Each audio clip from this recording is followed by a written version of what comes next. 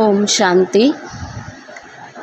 आज की डेट है 6/6/73 के महावाक्य हैं। आज का टाइटल है समानता और समीपता। जो समान होगा वही बाप के समीप होगा। जीवन की नैया को पार लगाने वाले सिद्धि स्वरूप लाइट माइट रूप दिलाराम बाबा बोले, आज बाप दादा किसको देख रहे हैं? जैसे बाप के भिन्न भिन्न कर्तव्यों के कारण अनेक नाम गाए हुए हैं, वैसे ही बच्चों के अनेक नाम गाए हुए हैं। आज किस रूप में देख रहे हैं ये जान सकते हो, संकल्प की परख कर सकते हो। आज बाप दादा अपनी मड़ियों को देख रहे हैं। बाबा ने कहा कि आज बाप दादा किसको देख रहे हैं? हम बच्चों को देख रहे हैं। तो बाबा ने कहा आज बाप दादा अपनी मड़ियों को देख रहे हैं। कोई मस्तक मड़ी है, कोई गले की मड़ी है और कोई हृदय की मड़ी है। आज 3 प्रकार की मड़ियों को क्लियर किया बाबा ने। पहली बाबा ने कहा कि कोई मस्तक मड़ी है, दूसरा है कोई गले की मड़ी है और तीसरा बाबा ने कहा हृदय की मड़ी है। तीनों प्रकार की मड़ियों को देख हर्षित हो रहे हैं। आप सभी भी अपने को मड़ी समझते हो ना? ये मड़ियों का संगठन बैठा है ना। बाबा ने कहा ये कौन सा संगठन है? मड़ियों का संगठन है। मड़ियों में श्रेष्ठ मड़ी कौन सी है? बाबा ने जो 3 प्रकार की मड़ी क्लियर की है, तो बाबा ने कहा कि ये जो 3 प्रकार की मड़ी है, मस्तक मड़ी, गले की मड़ी और बाबा ने कहा हृदय की मड़ी। तो बाबा ने कहा कि मड़ियों में श्रेष्ठ मड़ी कौन सी है? ये भी हर एक अपने को जान सकते हैं कि मैं फर्स्ट नंबर की मड़ी हूँ या सेकंड व थर्ड नंबर की मड़ी हूँ। फर्स्ट नंबर की विशेषता क्या है उसको जानते हो? फर्स्ट नंबर है मस्तक मड़ी, है ना। सबसे पहले नज़र कहाँ जाती है? मस्तक पे। तो बाबा ने कहा फर्स्ट नंबर की जो मड़ी होती है वो कौन सी है? मस्तक मड़ी है। उस मस्तक मड़ी की 2 विशेषताएं हैं। स्वयं के स्वरूप की विशेषता तो सहज जान सकते हो। अब सिर्फ जानना ही नहीं है बल्कि ये देखो कि उन विशेषताओं के स्वरूप कहाँ तक बने हो। जिनका जो स्वरूप होता है उनको वर्णन करना सहज होता है। मैं कौन हूँ, कैसी हूँ, वो भी तो वर्णन करना है। सिर्फ 2 विशेषताएं पूछ रहे हैं तो बहुत, लेकिन सिर्फ 2 ही पूछ रहे हैं। भिन्न भिन्न विचार निकले। मस्तक मणि की 2 विशेषताएं ये हैं। एक तो बाबा ने कहा एक समानता और दूसरी है समीपता। बाप दादा के समान, इसमें आप सभी की बताई हुई बातें आ जाती हैं। बाप दादा लाइट और माइट रूप है ना, तो बाप समान अर्थात लाइट और माइट स्वरूप हो ही गए। बाप सर्वशक्तिवान है तो बाप समान सर्व शक्तियाँ संपन्न हो ही गए। बाप सदा सिद्धि स्वरूप है अर्थात सिद्धि को प्राप्त है ही। ऐसे बाप समान मस्तक मणि भी सर्व सिद्धि रूप हैं। जो बाप की महिमा है वो सर्व महिमा के योग्य अर्थात सर्व योग्यताओं का संपन्न स्वरूप। दूसरी बात है समीपता। एक तो बाबा ने कहा है समानता, दूसरी बात है समीपता। बाप दादा के भी समीप, लेकिन बाप दादा के साथ ही सर्व विश्व आत्माओं के संस्कार व स्वभाव के भी समीप हो। किसी भी प्रकार के संस्कार वाला हो, लेकिन बाप दादा के समीप होने के कारण, परखने की पावर होने के कारण चुंबक के समान कितनी भी दूर वाली आत्मा हो, बाप दादा के समीप लाने वाले हो। बाबा ने जैसे एग्जाम्पल दिया, चुंबक होती है। चुंबक बाबा ने कहा किसी भी चीज़ को अपनी तरफ आकर्षित कर लेती है। ऐसे बाबा ने कहा आप बच्चे भी क्या हो? चुंबक के समान हो। कितनी भी दूर वाली आत्मा हो लेकिन बाप दादा के समीप लाने वाले हो। बाप के गुण, बाप के कर्तव्यों के समीप लाने वाले हो। समीप अर्थात चुंबक स्वरूप हो। चुंबक समान और चुंबक के समीप होने के कारण सर्व शक्तियों के आधार से विश्व के उद्धार करने के निमित्त बनते हैं। तो समीप आत्माएं विश्व का आधार और विश्व का उद्धार करने वाली हो। वो मस्तक मणि है। ऐसे मस्तक मणि हर संकल्प में, हर कर्म में अपने को विश्व का आधार और उद्धार मूर्त समझकर हर कदम उठाते हैं, अर्थात अभी से ही वो ताज तख्त नशीन होते हैं। भविष्य का ताज और तख्त, इस ताज और तख्त के आगे कुछ भी नहीं है। ऐसी महान आत्माएं ही ऐसे महान ताज और तख्त के अधिकारी होती हैं। सदा ताज और तख्त नशीन, तख्तधारी बन कर के चलने वाली होती हैं। कभी ताज उतार दें, कभी तख्त छोड़ दें, ऐसे नहीं, हर समय ताज और तख्तधारी। तो ताज और तख्त को जानते हो ना, विश्व के महाराजन बनने से ही अभी का ताज और तख्त सर्वश्रेष्ठ है। बाबा ने कहा जो विश्व महाराजन होंगे उनका जो ताज और तख्त होगा, बाबा ने कहा उस ताज और तख्त से, इस ताज और तख्त में बाबा ने कहा महान होगा। अगर संगम युग के राजा नहीं बने तो भविष्य के भी नहीं बन सकते हैं। तो ऐसा समझे कि ये सभी महाराजाओं की सभा लगी हुई है। भविष्य तख्त पर तो नंबरवार एक बैठ सकेगा, वहाँ एक के बजाय दो नहीं बैठ सकते हैं। युगल मूर्त तो एक ही युगल होगा, लेकिन संगम का तख्त इतना बड़ा है जो जितने भी चाहें बैठ सकते हैं। स्थान है लेकिन स्थिति चाहिए। बाबा ने कहा है जो विश्व महाराजन होंगे उनके लिए जो ताज और तख्त होगा, बाबा ने कहा उस तख्त पर एक ही बैठेगा। लेकिन यहाँ जो संगम युग का बाबा ने कहा तख्त है इतना बड़ा है, दिल तख्त है ना, बाबा ने कहा उस दिल तख्त पर इतने आ सकते हैं, बाबा ने कहा सभी बैठ जाएंगे। लेकिन उस पे बैठने के लिए बाबा ने कहा स्थिति चाहिए। बिना स्थिति के तख्त पर स्थान नहीं मिल सकता है। तो सभी ने अपना अपना स्थान ले लिया है, अभी बुकिंग कर रहे हो। अगर ताजधारी ना होंगे तो तख्त नशीन भी नहीं बन सकते। इस तख्त की कंडीशन बहुत कड़ी है, बहुत बड़ा, लेकिन तख्त जितना बड़ा है उसको उतनी कंडीशन भी बड़ी है। मैं विश्व कल्याणकारी हूँ, ये जिम्मेवारी का ताज धारण कर लिया है। बाबा ने क्वेश्चन मार्क किया है कि मैं विश्व कल्याणकारी हूँ, क्या ये जिम्मेवारी का ताज धारण कर लिया है? हर कार्य में विश्व कल्याणकारी बन कार्य करते हो या अपने ही कल्याण में लगे हुए हो। जैसे प्रवृत्ति मार्ग वाले होते हैं, हम तो अपनी प्रवृत्ति में ही लगे हुए हैं। वैसे आप लोग भी अपने ही पुरुषार्थ की प्रवृत्ति में तो नहीं मस्त हो, इतना ही जमा करते हो जो स्वयं को खिला सको, या स्वयं के लिए भी बाप से आशीर्वाद या इच्छा रखते हो, मदद करो, हिम्मत दो, इसी में ही लगे हुए हो। जो अभी तक स्वयं के प्रति लेने व करने में लगा हुआ है, वो विश्व को देने वाला दाता कब बनेगा?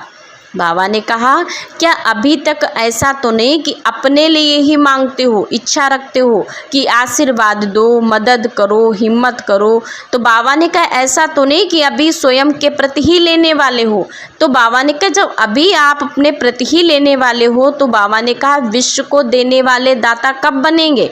क्या अंत में बनेंगे? है ना, बाबा ने कहा जब समय बीत जाएगा तो क्या अंत में बनेंगे? क्या उस समय हाई जंप दे सकेंगे? लेकिन नहीं, बहुत समय के संस्कार वालों को ही बहुत समय का राज्य भाग्य प्राप्त होगा। ये स्लोगन सदा याद रखना है कि अभी नहीं तो कभी नहीं। ऐसे नहीं कि अंत समय तक कर लेंगे, ना जब ना तब, लेकिन अब। बाबा ने कहा ना जब करना है ना तब करना है, लेकिन जब करना है तो अभी करना है। तो ऐसे तख्त ताजधारी बनना है। कौन सी तख्त नशीन? तख्त नशीन तो अपने तख्त को जानते हो ना, बाप के दिल तख्त नशीन। इस दिल तख्त की यादगार निशानी देखी है, दिल ही तख्त है। इसकी यादगार निशानी कौन सी है? जहाँ बैठे हो वही यादगार है, दिल वाला। तो ये दिल वाला ही दिल देने और लेने वालों का यादगार है। दिल तख्त नशीन कौन हो सकता है? जो दिलाराम को दिल देने वाला और बाप का दिल लेने वाला है। सिर्फ देना नहीं है, जिसको देना और लेना दोनों आता है, वो है दिल तख्त नशीन। बाप का दिल कैसे लेंगे? कोई की भी दिल कैसे ली जाती है? जो उनके दिल का श्रेष्ठ संकल्प हो, उस संकल्प को पूरा करना अर्थात दिल लेना। तो बाप का संकल्प लेना अर्थात विश्व कल्याणकारी बनना और विश्व के प्रति सर्व शक्तियों का दाता बनना। फिर देना भी लेना है या सिर्फ देकर ही खुश हो गए? देना सहज है व लेना सहज है। बाबा पूछ रहा है, देना सहज है या सिर्फ बाबा ने कहा लेना सहज है? कौन सा सहज है? कौन सा सस्ता सौदा है? वास्तव में अगर देना आता है तो लेना ऑटोमेटिकली ही आ जाता है। दिल दिया बाप दादा को, तो जिसको दिल दे दिया उसकी दिल हो गई ना। बाबा ने कहा अगर हम किसी चीज़ को, स्थूल भी चीज़ होती है, अगर हम किसी को दे देते हैं तो बाबा ने कहा जिसको हमने जो चीज़ दे दी तो फिर जिसको दे दी वो चीज़ किसकी हो गई? उसी की हो गई। जो चीज़ दे देते हैं वो चीज़ किसकी रहती है? आपकी या जिसको दे दी? दे दी तो फिर दे दी ना, फिर वापस नहीं लेते हैं। कुछ दिल का टुकड़ा रखते रहते हो, अभी तक भी ऐसा है क्या? बाबा ने कहा ऐसा तो नहीं कि अगर दिल हमने दिलाराम बाप को दे दी, तो बाबा ने कहा ऐसा तो नहीं कि उस दिल में अभी भी हमने छोटा सा टुकड़ा रखा है। दिल देने वाले किसी और को दिल बेच दे, अमानत को कोई बेच दे तो क्या अच्छा नहीं होता ना? तो अब जब दिल दे ही दी तो दिल हो गई दिलाराम की, तो उनके दिल का संकल्प वही आपके दिल का संकल्प होगा या फर्क होगा। दिल हमने जब दिलाराम बाप को दे दी तो बाबा ने कहा जो मेरा संकल्प होना चाहिए वही संकल्प बाप का होना चाहिए। तो बाबा ने कहा यह फर्क होना चाहिए। दिल लेना क्या है? जो बाप का संकल्प वो अपना संकल्प, जब दिल ही उसका हो गया तो संकल्प भी एक ही होना चाहिए, फर्क नहीं होना चाहिए। तो देने वाले को लेना भी आएगा या मुश्किल लगेगा? अगर मुश्किल लगता है तो इसका अर्थ है कि दिल ही नहीं है। दिल देने की अपने पास कोई टुकड़ा रखा है, जरा भी टुकड़ा छिपाकर के ना रखना। जिसको देना व लेना दोनों ही आए वो होशियार हुआ ना। इस पर एक कहानी भी है, बहुत प्रसिद्ध कहानी है। अपनी कहानी को भूल गई हैं। जो दिल अपने दिल का टुकड़ा छिपाकर रखते हैं उसकी कहानी है कि सत्यनारायण की कथा है। जिसको अमूल्य चीज़ समझकर छिपाया वो कखपन हो गई। यहाँ भी सत्य बाप को सत्यनारायण बनाने वाला है। उसके अगर बाबा ने कहा जो सत्यनारायण बनाने वाला है उनसे अगर जरा भी दिल का टुकड़ा छिपा कर रखा तो इस जीवन की नैया का क्या हाल होगा ना। बाबा ने सत्यनारायण की कथा का एग्जाम्पल दिया कि हमने छोटा सा टुकड़ा छिपा के रखा, लेकिन वो क्या हो गया? अमूल्य चीज़ कैसी हो गई? कखपन हो गई। तो बाबा ने यहाँ भी कहा अगर हमने दिल का टुकड़ा छिपा कर रखा तो ये जीवन की नैया का क्या हाल होगा? फिर कखपन हो जाएगा, अर्थात कुछ भी प्राप्ति नहीं होगी, हाथ खाली रह जाएगा। एक पैसे की चोरी करने वाले को भी चोर ही कहेंगे ना। अगर कोई 1000 की चोरी करे और कोई 1 पैसे की चोरी करे, कहेंगे दोनों को चोर ही ना। हल्का चोर बार बार चोरी करता है, बड़ा चोर एक ही बार करता है। तो इसीलिए दिल को दिया तो फिर दे दिया। दिल देने वाले सदा मस्तक मणि के समान लाइट हाउस माइट हाउस होते हैं। यहाँ सिर्फ लाइट हाउस नहीं बनना है, लेकिन साथ साथ में माइट हाउस भी बनना है। ऐसे को ही मस्तक मणि कहा जाता है। अभी बताओ मस्तक मणि हो, बाबा क्वेश्चन मार्क कर रहा है कि अभी जो भी बैठे हैं ये बताओ कि मस्तक मणि हो। जैसे मस्तक स्मृति का स्थान है, वैसे मस्तक मणि की निशानी सदा स्मृति स्वरूप हो। मस्तक मणि बहुत अच्छा श्रृंगार होता है। अगर मस्तक पर मणि चमके तो कितना अच्छा श्रृंगार होगा। मस्तक मणि सर्वश्रेष्ठ श्रृंगार है। श्रृंगार की तरफ स्वतः ही सभी की दृष्टि जाती है। ऐसी मस्तक मणियों के ऊपर विश्व के सर्व आत्माओं की नज़र अर्थात आकर्षण स्वतः ही होती है। ऐसे मस्तक मणि हो। अगर अंधियारे के बीच मणि को रख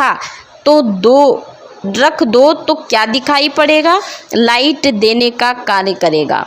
तो इस विश्व की अंधियारी रात में चारों ओर के अंधकार के बीच ऐसा मस्तक मणि क्या कर्तव्य करेगी?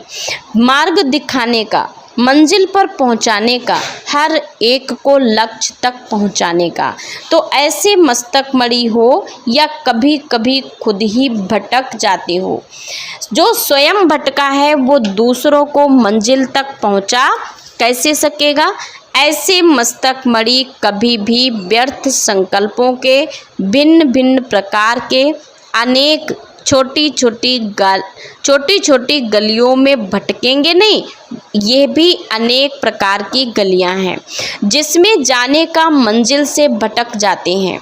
तो गलियों में अभी घूमते तो नहीं रहते हो। जब एक बाप की मत और एक ही लगन में मगन होते तो फिर क्या एक की मत पर चलने वाले एक रस नहीं होंगे? अगर एक रस नहीं है तो आवश्यक एक मत में दूसरी मत मिक्स करते हो। अगर एक मत हो तो एक रस जरूर होंगे। ये पुराने संस्कार भी यदि मिक्स करते हो तो वो एक की मत नहीं है, ये आत्मा की मत है। आत्मा के अपने कर्मों के बने हुए संस्कार हैं, परमात्म ज्ञान द्वारा बने हुए संस्कार नहीं है। तो अगर अपने पुराने संस्कार मिक्स हो जाते हैं तो अनेक गलियों में भटक जाएंगे, एक रस नहीं होंगे, एक मंजिल पर सदा स्थित नहीं होंगे। तो भटकना बंद होना चाहिए, ना कि अभी तक भटकते रहेंगे। माया के भिन्न भिन्न आकर्षण में भटकना भी पूरा हुआ। अब फिर ये गलियां कहाँ से निकाली हैं? व्यर्थ संकल्पों की। अपने ही स्वभाव की इन गलियों में भटकना बंद होना चाहिए। जैसे आप लोग सेमिनार करते हो तो अंत में प्रस्ताव पास करते हो ना, वैसे ये भी प्रस्ताव पास करो कि भटकना बंद करो। ये भी ब्राह्मणों का सेमिनार है ना, मेला अर्थात सेमिनार। जैसा सेमिनार बाबा ने कहा, जैसे सेमिनार से बहुत पॉइंट्स निकालते हो और पास कराने का प्रयत्न करते हो, वो गवर्नमेंट तो पास करती नहीं, लेकिन आप पांडव गवर्नमेंट पास कर लेंगे। तो आपस में मिलकर ये पास कर दिखाओ। सिर्फ ऐसे ही हाथ उठा लेना तो सहज है, इन उंगली से कुछ नहीं होता, सिर्फ दृढ़ संकल्प की उंगली। जब तक ये उंगली नहीं उठाई तब तक पास नहीं हो सकता, समझा? ऐसे हर सेकंड में दृढ़ संकल्प रूपी उंगली देने वाले महावीर और महावीरनियाँ, संकल्प और कर्म में समान रहने वाली श्रेष्ठ आत्माएं होना। ऐसे सदा दिल, तख्त और विश्व कल्याणकारी के स्मृति रूप ताज तख्तधारी बच्चों को याद, प्यार और नमस्ते। हम बच्चों का भी बाप दादा को याद, प्यार और नमस्ते, नमस्ते, नमस्ते। मुरली का सार दिया बाबा ने। मस्तक मणि की मुख्य 2 विशेषताएं हैं। कौन कौन सी बाबा ने बताई?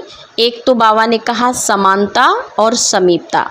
समानता अर्थात बाप समान बनना, अर्थात बाप की जो भी योग्यताएं हैं वो हमारी भी हो।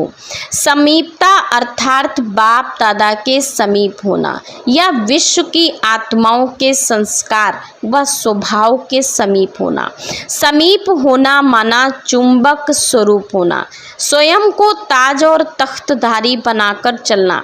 ऐसे नहीं कि कब ताज उतार दें, तख्त छोड़ दें। विश्व के महाराजन बनने से पहले अभी का ताज व तख्त सर्वश्रेष्ठ है। यदि संगम युग के राजा नहीं तो भविष्य के राजा भी नहीं बन सकते हैं।